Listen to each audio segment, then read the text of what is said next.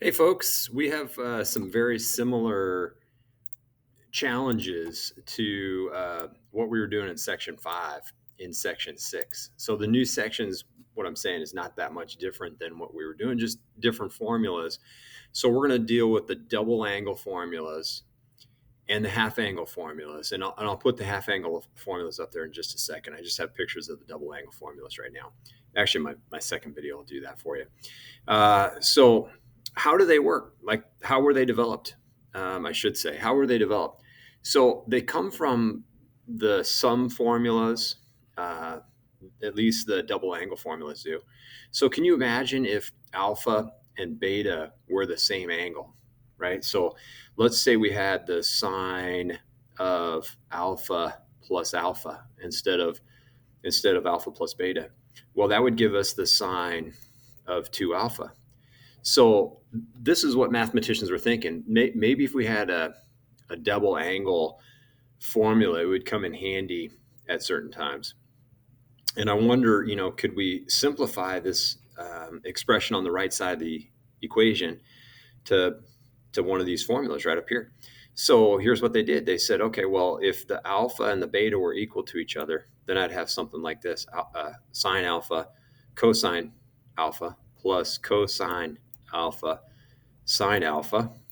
Well, look, I got two of the same terms here. So I end up with 2 sine alpha cosine alpha, right? So that's this guy right here. Now, these three come from the cosine of alpha plus beta, which is a different formula, right, than the sine of alpha plus beta. So we would kind of expect different formulas for the cosine of 2 theta. You might say, well, wait, why you have a 2 alpha down here? I hope that's not messing with you. It's just a variable, right? You could have any letter here. You could have theta, beta, alpha, whatever, it doesn't matter. So they choose to use theta quite often for angles. So, anyways, how are we going to use this double angle formula? Well, let's take a look. I think it's going to look similar to what we've been doing all along.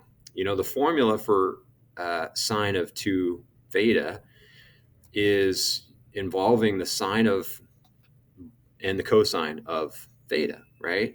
So if they tell me the sine of theta, I really need to find the cosine of theta. And we've done so many of these now that you might say, hey, I know that's 4/5. But, if you're still not sure about it, it's okay.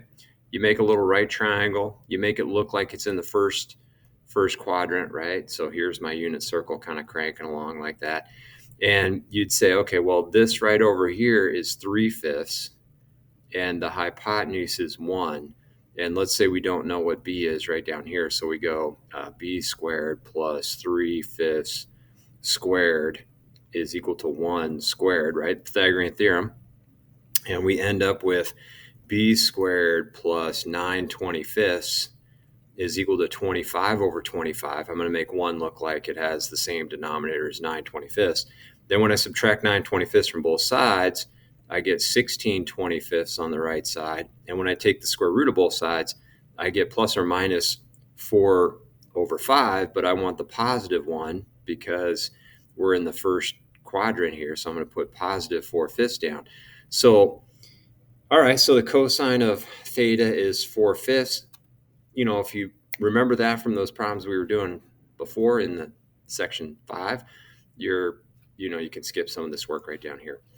All right, so the sine of 2 theta is going to be equal to 2 sine theta, 3/5, times cosine theta, 4/5. And so what do we get? We get 12/25.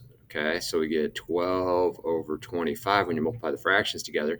And 2 could look like a fraction, right? 2 over 1. So we take 2 times 12, and we get 24 over 25 for the sine of 2 theta. Hey, here's what I want you to do. I want you to try the cosine of 2 theta right now in your notes. And you might think, wait a minute, I saw this before. There's 3 different formulas to choose from. And that's just the way that sine squared plus cosine squared equals 1, how that impacts this problem up here. You know how sine squared theta plus cosine squared theta equals 1, right? And you could take, let's say, the cosine squared theta to the other side, and you could have sine squared theta is equal to 1 minus cosine squared theta. And then you could substitute in, instead of sine squared theta right here, you could substitute 1 minus cosine squared theta.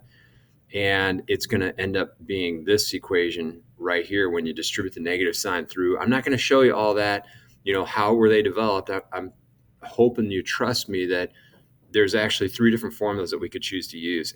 And since we have the sine of theta, I would choose this middle one right here. Okay, so I'm going to put the video on pause.